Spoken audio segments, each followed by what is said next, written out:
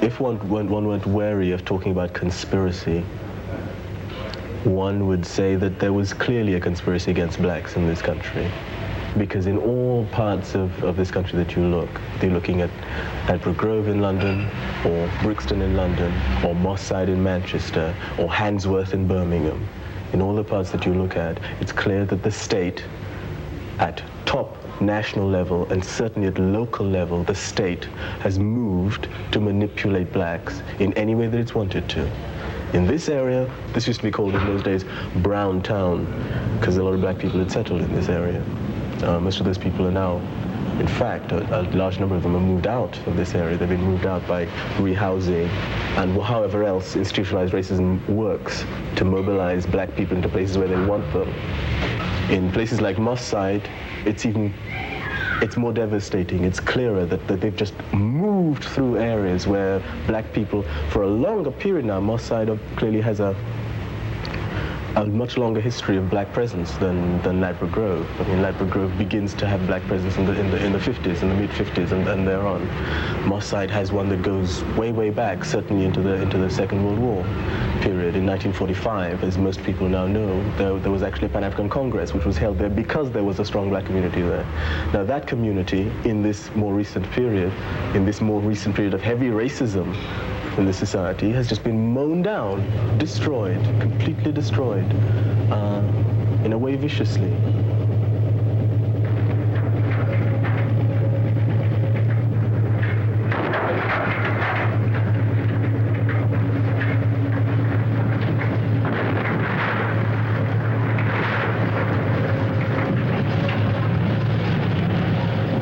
The excuse was that Manchester was developing a ghetto. Ghettos, as had been seen from the American experience, were bad things because out of ghettos came riots and so on, and they were determined not to let it happen here.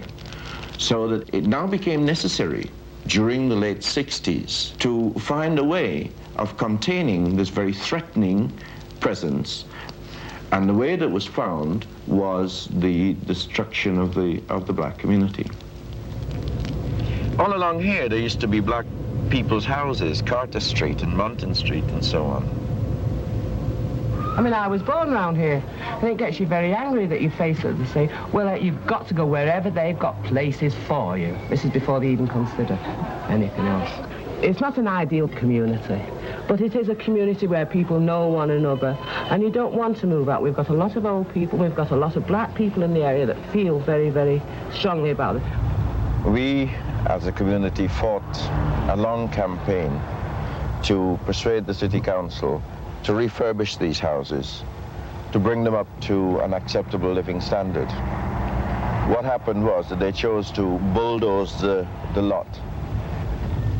Many of the people who owned these sorts of houses were ripped off in a peculiarly brutal way, because after paying for a mortgage for perhaps 10 years, people received as little as £50 in what was called bricks and mortar value for their homes.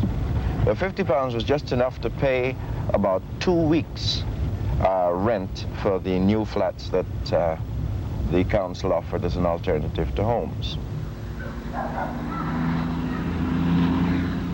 So that what you have here in Hume, which is interesting at least because it is the area in which Engels did much of his work for the book The Conditions of the English Working Classes. This is precisely the same area. It's interesting because the black people have now become the new underclass that structures British society by being maintained at the bottom.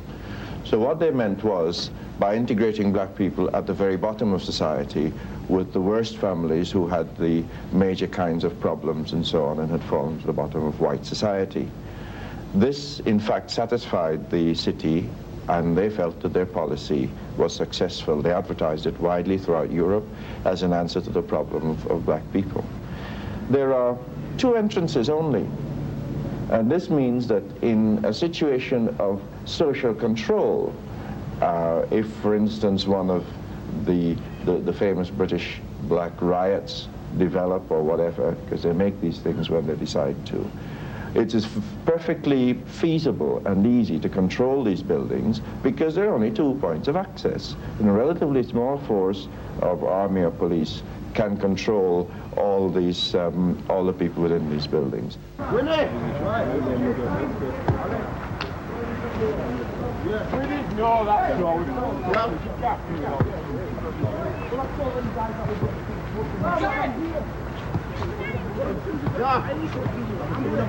Yeah.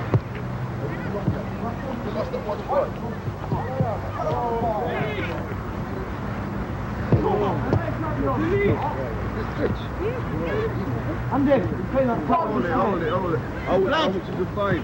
Great. Huh? Oh, yeah. Nice. Good beer. Right, lad. Come again.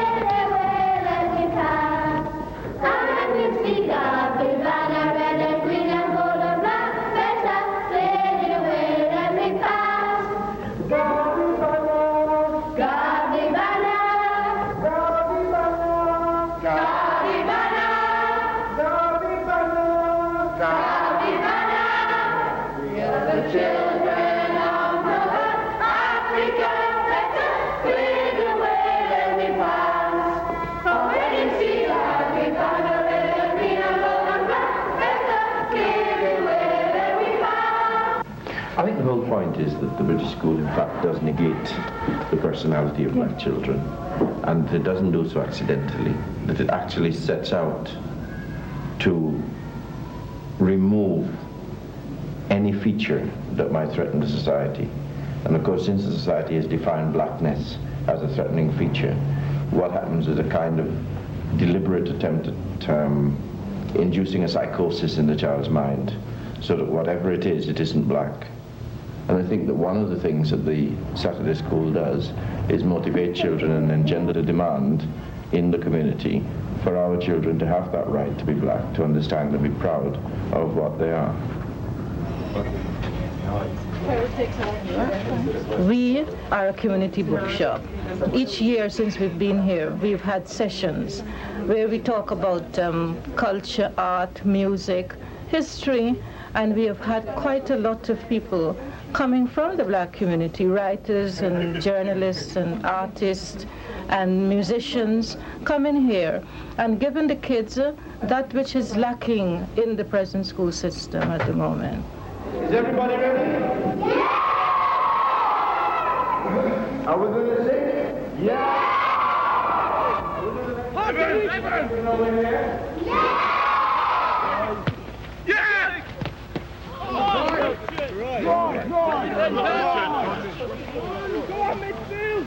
Move it. Jay, Lucky, right.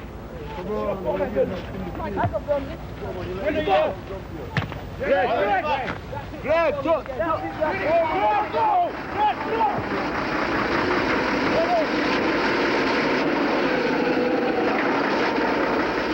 We'll have to drifting through school.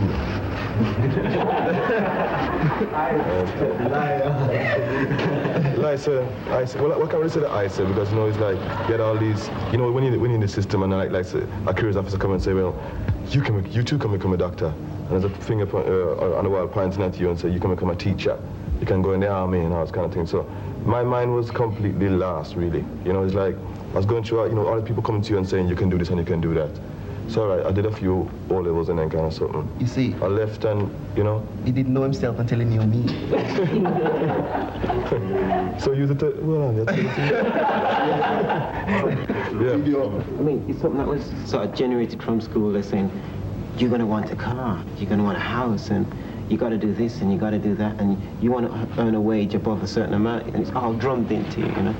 Time after time, you're going to need this and you're going to want that, you know, and so on. You're going to need a holiday at least once a year and all them things, you know, and you got to study, you know. And what they didn't tell you was that you're black, and we're going to stop you doing all this, you know. We're going to do our best to stop you getting all this, you know.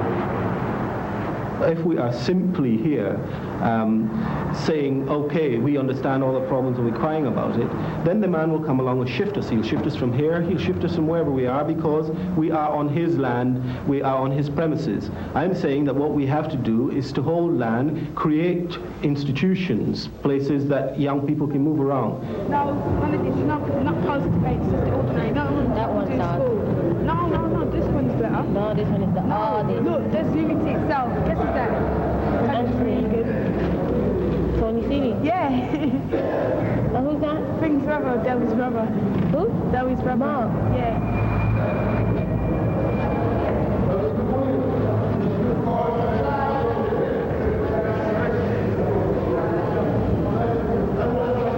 I like that one. No, this one's better than that one. This one. They got more to be put up, haven't they? Yeah. What the other side? Love. That one's nice. I like that one.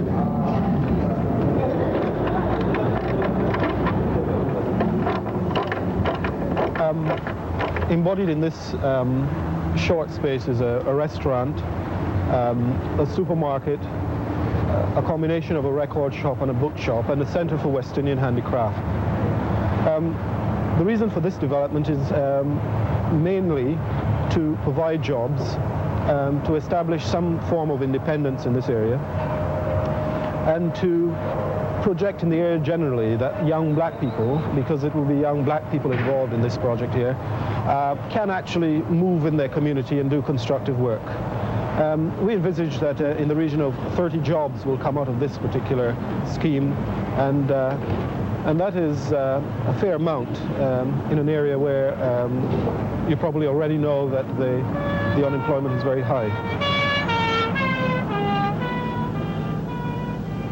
When you go for a job and you go in for an interview, you talk pretty on the phone to the guy.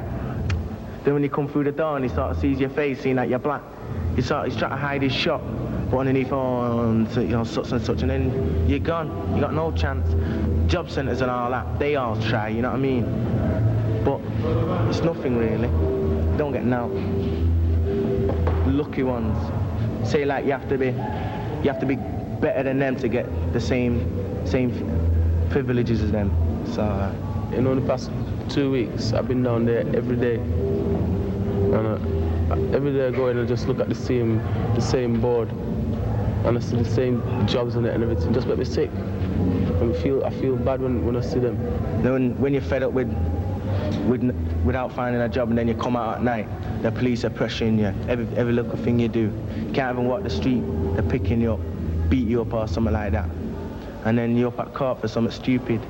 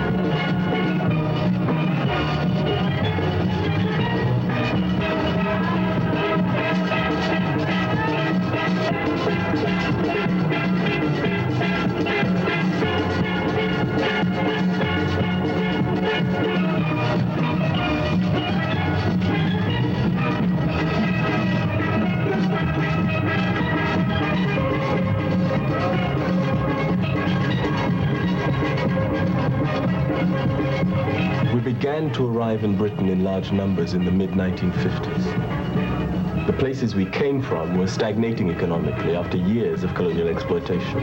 The Caribbean, India, Pakistan. We were waiting there, in a sense, like a massive pool of labor with a history of having to move in order to work.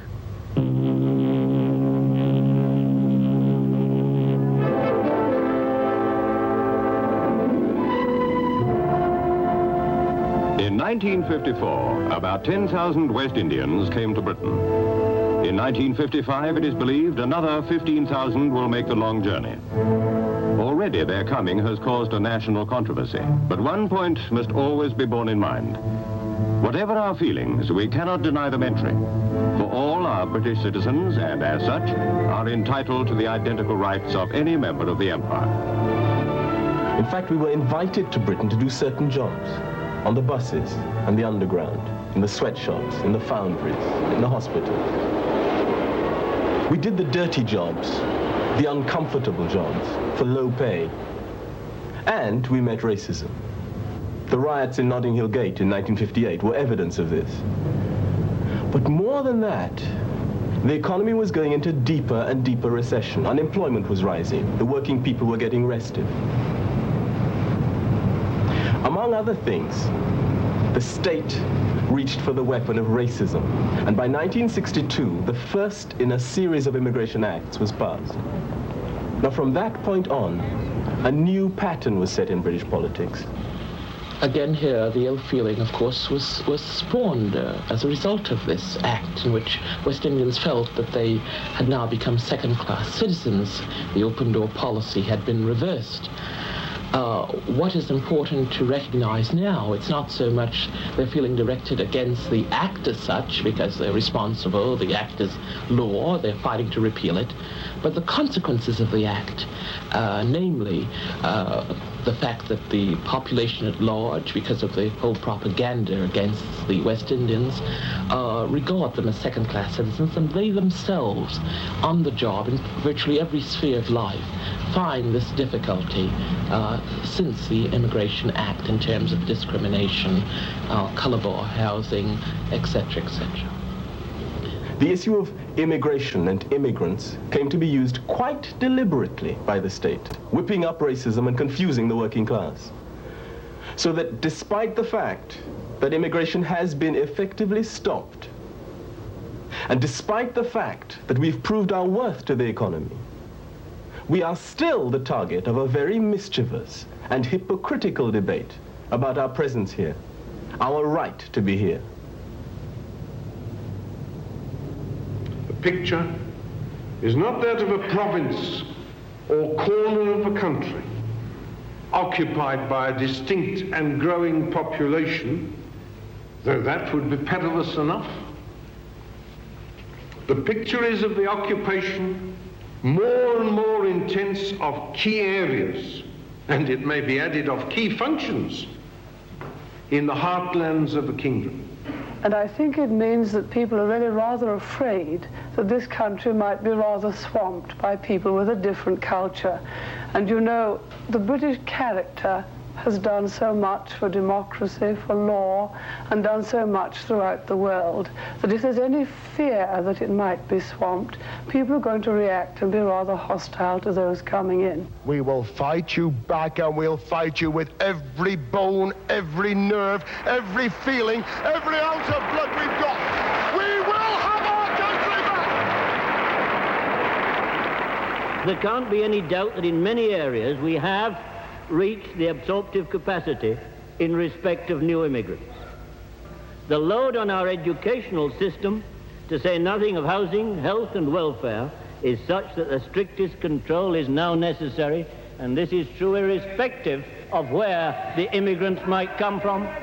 This would be true if they were coming from... Looked at in terms of the history of race and immigration in this country, it says one thing to me. It says that what Enoch Powell says today, the Conservative Party says tomorrow, and the Labour Party legislates on the day after, with slight modifications. I don't believe there is any person in this room who could be sincere that the Labour Party would be a vehicle for freedom. I have observed one thing about politics in Britain in regard to blacks. The Labour Party, because it says it's working class, and because we are working class, can't do certain things. They get the Tories to do it and then follow them afterwards.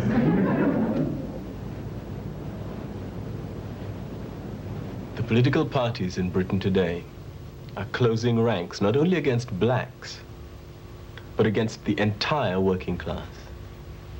They have to, because they face a working class that's refusing more and more to pay for their mistakes in the form of chronic unemployment, rising prices, cutbacks in social services.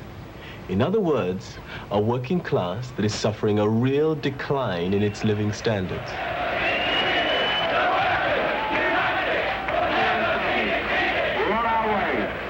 Today we've had the news. Factory after factory, post after post, mine after mine, pit after pit. At one level, the state has moved to control all forms of resistance. There's been state control of wages, limitations on the right to strike. At another level, we've seen politicians stepping up the use of racism to break up that resistance. Now, the crudest extension of this policy is seen in the rise of the fascist party, the National Front, which spreads racist ideas, suggesting that the 2 million Asians and Afro-Caribbeans who've worked here and are now settled here are responsible for the deepening crisis of the economy.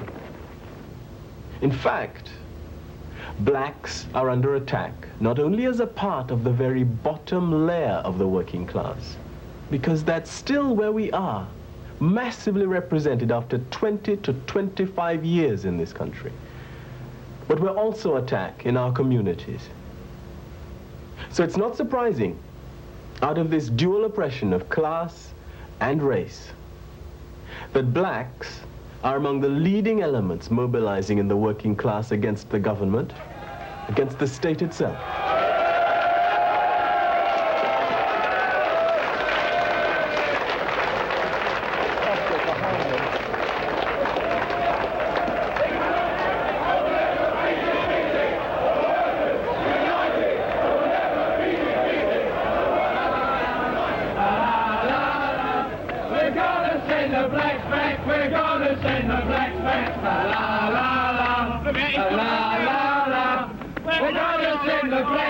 We're gonna send the blacks back. La la la, la la la.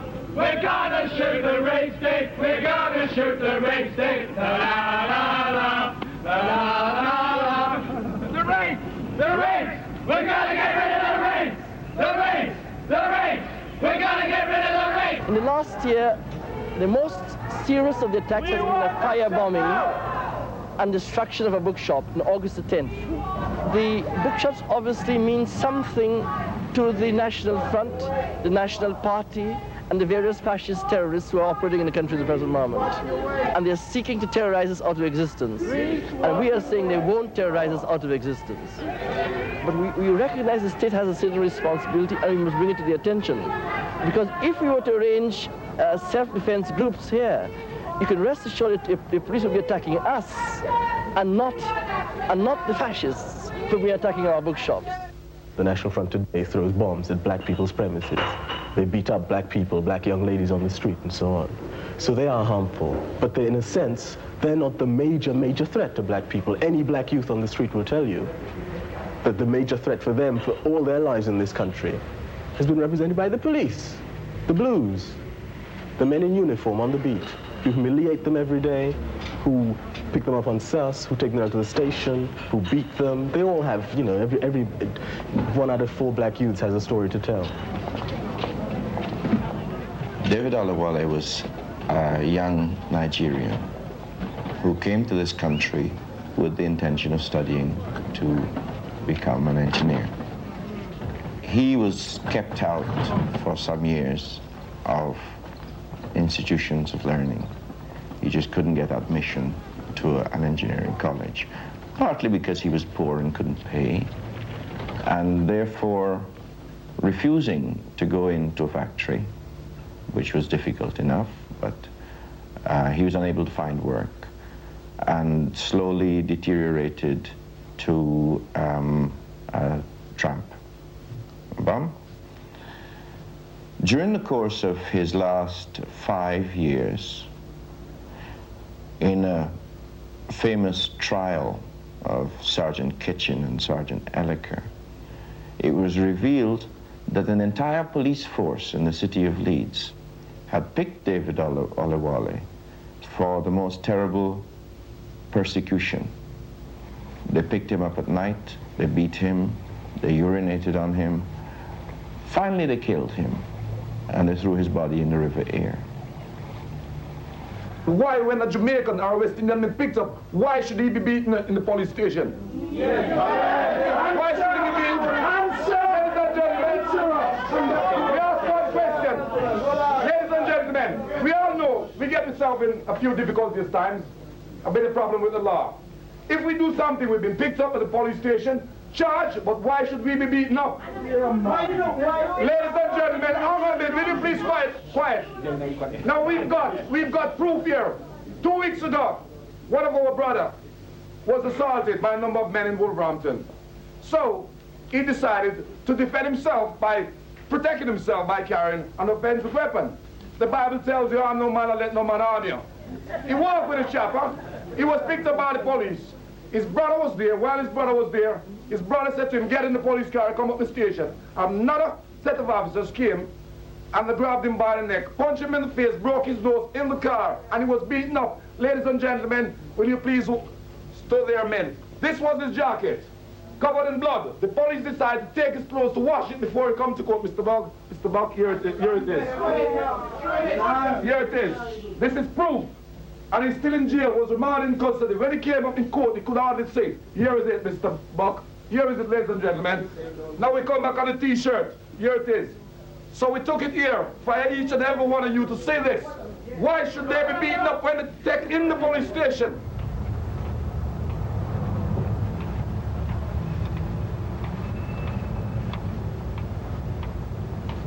Myself and my friend met, and we came down Oxford Street primarily to see about a job that I'd applied for in Boots and to see a girl who worked in Selfridges.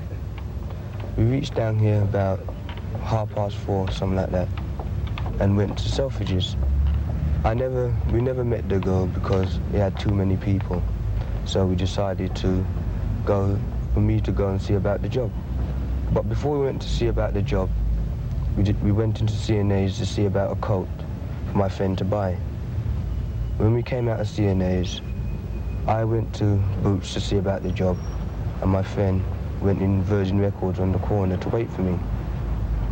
After I'd seen about the job and came out and met him in Virgin Records, we came out of Virgin Records and turned the corner onto Edgware Road, where we saw my friend across the road at the bus stop. The traffic was too much, so we couldn't cross, so we just waved, said hello from across the road. We carried on walking down to Mr. International, where a man came in between us and put us against the window. He said he was a police officer and that we'd been followed we came out of CNA.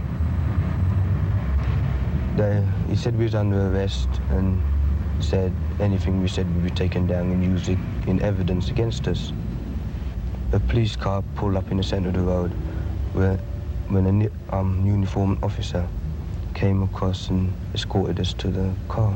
We was taken down to the police station, searched, questioned and charged. The charge was suspected person of loitering with intent to commit an arrestable offence. After that we was put in a cell where we stayed for about 3 to 4 hours until my father came and collected us.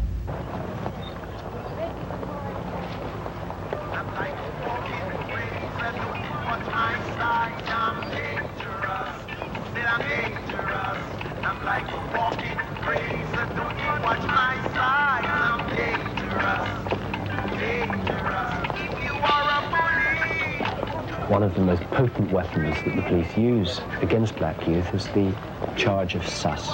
That is, being a suspected person, loitering with intent to commit a crime. And that's an offence which the police can pick someone up for if they think they're about to, not that they have, but are about to commit a crime. And the standard pieces of evidence used in practically all the cases I've ever heard of is, I saw the defendant wandering down bus queues, dipping in ladies' handbags, or I saw the defendant trying car doors. It's something which tends to be used against youth either because the police think that they ought to be at school and are not, or ought to be at work and are not? It is imperative from a general preventive point of view that any offender who is seen in such circumstances that he is a suspected person loitering with intent to commit this type of crime should be arrested before he does it rather than afterwards. And if you have got on occasions a number of arrests for suspicious persons, it is because that they are there in abundance at that particular time.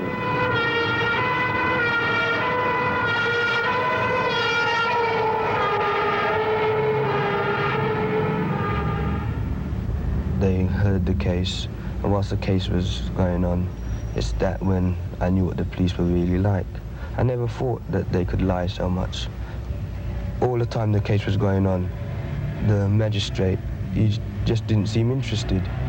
He looks like he was just reading something or something like that on his desk in front of him.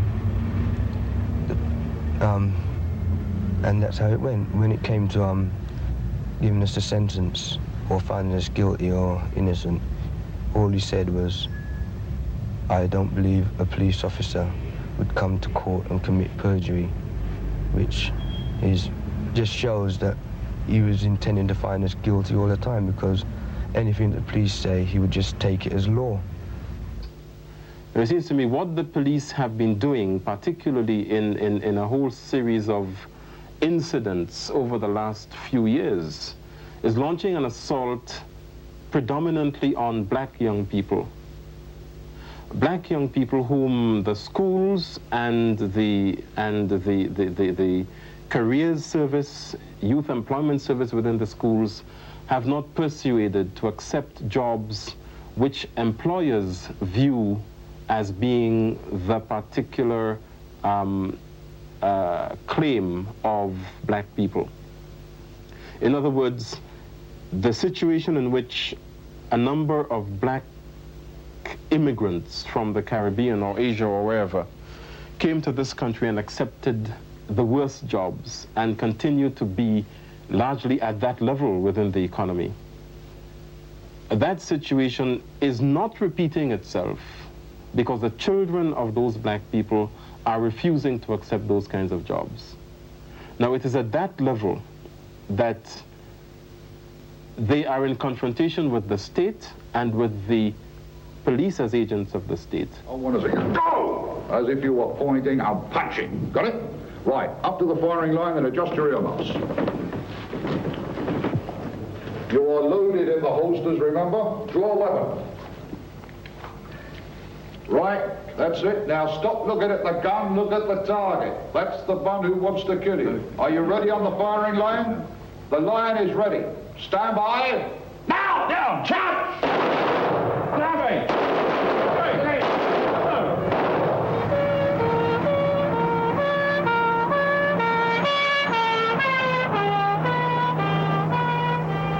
Well, if the police don't need any provocation or reason to arrest you as it is, if they see my face doing an interview like this, that is just asking for trouble, because they would say, we don't want people like him who would tell the truth, because there's hardly been any programs that I've seen where the truth has been really told.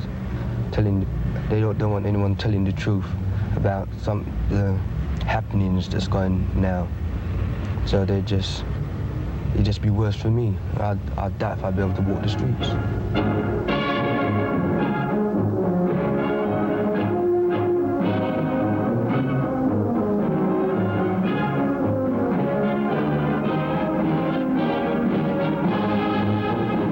Very important elements in the police function in this country are, firstly, that we must never, in any circumstances, appear to be the tool of government or the tool of any political party. And secondly, I believe that in all disputes, whether they arise from politics or industry, I think we also must be clearly seen to be impartial. And as a policeman, I don't think that what we call crimes of violence, though they naturally give rise to a great deal of heart-searching and regret, I don't think that they are anything like as severe a threat to the maintenance of tranquility in this country as the tendency of people to use violence to achieve political or industrial ends. Now, as far as I'm concerned, as a policeman of many, many years of experience, that's the worst crime in the book. I think it's even worse than murder.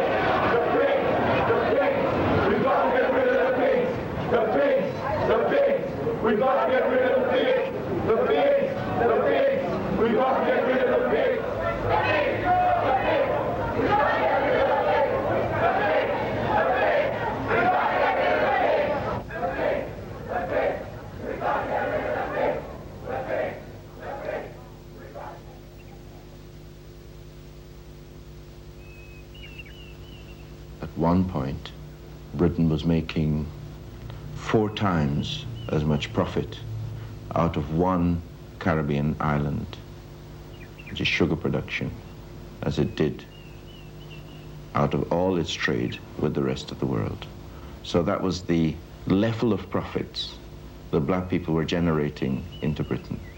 And it was only at this level of super profit that allowed the period is called the period of primitive accumulation. So there's so much money being made out of black people that the factory system could be paid for, the new kinds of machinery could be paid for, the new sort of production that brought into the world factory production, the new line system that expanded the world's economy to a degree that was unimaginable.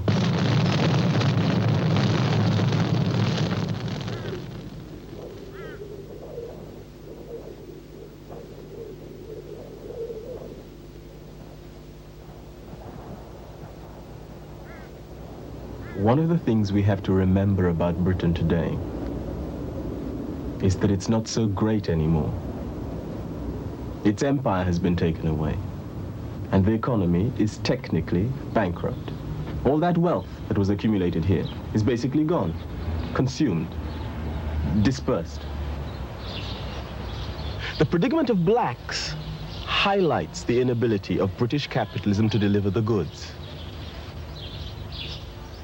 In some of Britain's major cities, places like Manchester and Birmingham and London, official government statistics show that up to 80% of black youths between the ages of 16 and 19 are unable to find work and have no visible prospect of finding full-time employment.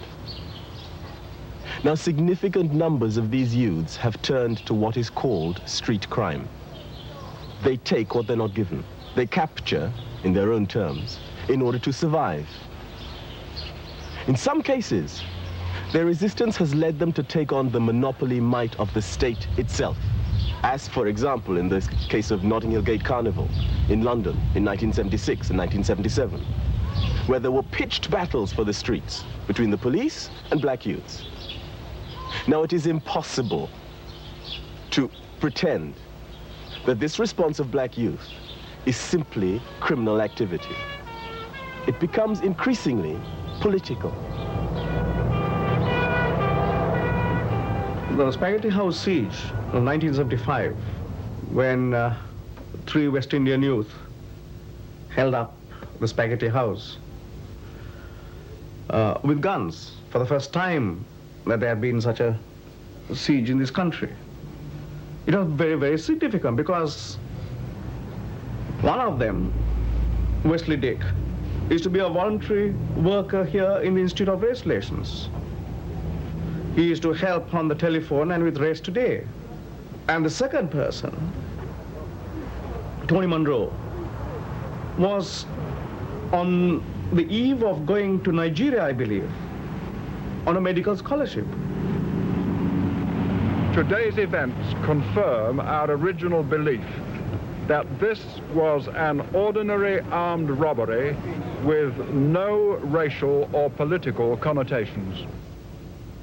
It has been, I mean, the press had tried to make out that this was part of the lumpen, spontaneous combustion element in the black community. Not so. And they were not irresponsible people in the sense that society understands it. They were responsive. I remember Wesley coming into the institute one day. He had been to a dance the previous night, and he was absolutely head up, and it was like an incubus on his brain. He said that a policeman had kicked a pregnant sister. And there was murder in his eyes. So it was not, however mistaken the siege might have been, how mistaken it was to be able to, I mean, you know, what they said was that they want to get monies to service the black community, the struggles of the black community. That is why they held up the Spaghetti House. They didn't want to thieve Spaghetti House for their own pockets, to line their own pockets. What motivated them was the impossibility of living in this society with any sort of dignity, with any sort of family life, and be marked out as a section of the community which was totally undesirable, unwanted, rejected. That is the significance of the Spaghetti House siege. And that is only a part and parcel of the things that black youth have been saying. They have been saying in effect, they may not articulate it in these terms, they have been saying in effect, look, you want to reproduce the sub-proletariat that you imported into this country in our father's time. You now want to reproduce that same sub-proletariat and make us do the shit work that our parents did. And all that they say to you is, get stuffed, fuck you. We're not going to do that. People have hard work.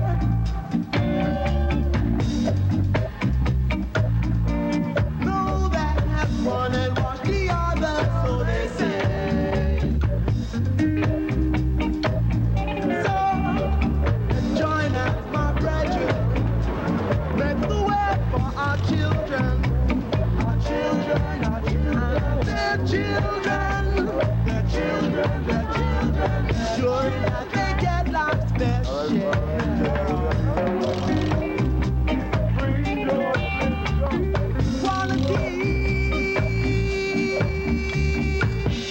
In the months before October 1977, 2 young girls, black girls, had been apprehended by security guards and police officers and maltreated on suspicion of shoplifting. In particular, in October, a young girl went into the Boots chemist's shop in the precinct and was apprehended by the security guards and police and was seen by the public to be punched, hair pulled, and so on, maltreated, and was accused of having shoplifted inside of Boots the chemist. One day later, a large group of youths, perhaps 20 to 30 youths, turned up in the Moss Side precinct at the Boots chemist. They posted a guard, and they went into the Boots chemist, and they wrecked the joint completely. They attacked the security guard and the cashier, and they split. It was what one local newspaper, black newspaper, Bradford Black newspaper, is called a military operation. Right here. Right. Over. John. Go on there. Alex, not too high. Alex. All right, get out there now. King. Lock it. Nelson. Greg. If a man robbed 1,500 pounds, I say power to him. And if the police grab him, I move to defend. Right? To me, it's not a case of guilty or not guilty. Yeah? It's whether we win or whether we don't. Right? On this, the police made a cock-up. They ain't got no friggin' evidence. No evidence whatsoever. So we're going to fight it on that level. But in our hearts, we ain't fighting it because, well, Tony or Jeffrey innocent. Huh? We're fighting it because they're black, and they're black youths, and we know we engage in a war. Tony, Jeffrey, Franklin, and Mark, when he gets sentenced, are prisoners of war. Because we have to take. We're unemployed, we ain't got. A lot of rich people got. And when we take, then they send down the law and the police and say you shouldn't take and so forth. Well, we have to get them out. It ain't for anybody in this room thinking about whether they're guilty or whether they're not guilty. I say they go somewhere else and think about it. That isn't the question. The question is they got 3 black youths, 3 of you. That means you're 3 short. Yeah? And the question is we get them out. And it's also the question of mounting some pressure on the arse of the police. Because they're taking a whole heap of friggin' liberties with you. Like Mrs. Ramsey said, they don't come pick up she. They come pick up you. And why they pick up you? Why? 1, because you're black. 2, because you ain't conforming. You ain't behaving how they like you to behave. You ain't running after job. Yeah? I see a whole heap of you wearing your Tams. They don't like it. Because you're trying to make out like you're different. Right? And they don't like difference. And when a policeman step on one of your foot, you step back. They say you're too uppity. Yeah. You won't sit down and take it like they want you to take it. You won't stay in your place. Yeah? That's why they're gunning for you. And Mrs. Ramsey and Desna. Well, Mrs. Ramsey's unique. But no, wrong. She's not unique. But she's one of an older generation. And I would have liked more parents to be here tonight. Because they care. They care. They show it in a different way, but they care. And the question, if more and more you are not going to end up inside, is whether we can get some power, yeah, to get the pigs off our back. Our jailhouse! Our jailhouse! Our jailhouse! Our jailhouse! Our jailhouse! Our jailhouse! Our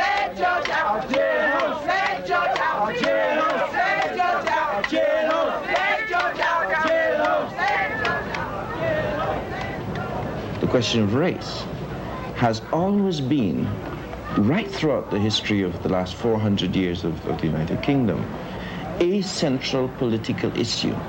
Because either they were dealing with outside, how to conquer Africa, how to control black people in the Caribbean or elsewhere, or how to control black people here.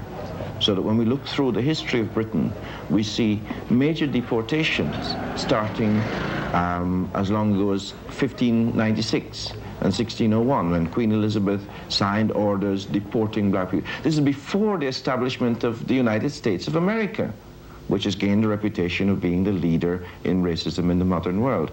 No, I think that the argument is clear that racism and the problem of race actually was imported from Britain to the United States with the Pilgrim Fathers. And that is a continuing strand of British history.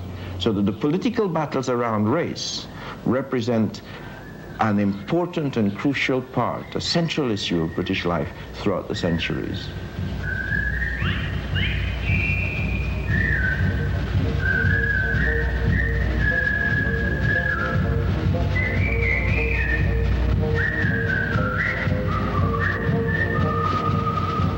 If you believe that it began with this lot, you know what you are likely to say? Margaret Thatcher is evil, so is Jim Callaghan, so is still in the Liberal Party and Kingsley Reid and John Tildell and those, and if we get some nice people, everything is going to be all right. I don't want you to believe that. That if we get some blacks and put them in the exact position where those are, everything is going to be all right. I don't want you to believe that. And the only way you could go beyond that is if you understand that what we're dealing with is a system of exploitation of which those are only the political organizers. And if you go back to recall your own history, you would have met them before. I am addressing this meeting in English. I never knew any other language. It means I've been around these people all my life. This is not the first time that we're in confrontation with them. This is not the first time that they're focusing on us. If I could add to that, I learned my politics in my mother's kitchen. The same woman who telling me to walk safely on the streets at night, not to go to those kind of places and mix with those kind of people, was the same woman who in her inspired moments telling me how she was burning cane fields in the 1940s against them.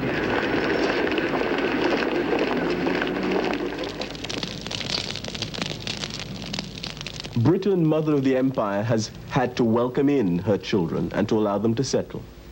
Because of racism, they have not been allowed to settle in a dignified manner.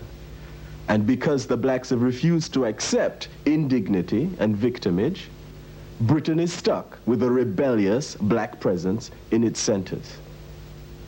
And there is no way that Britain can get out of this situation.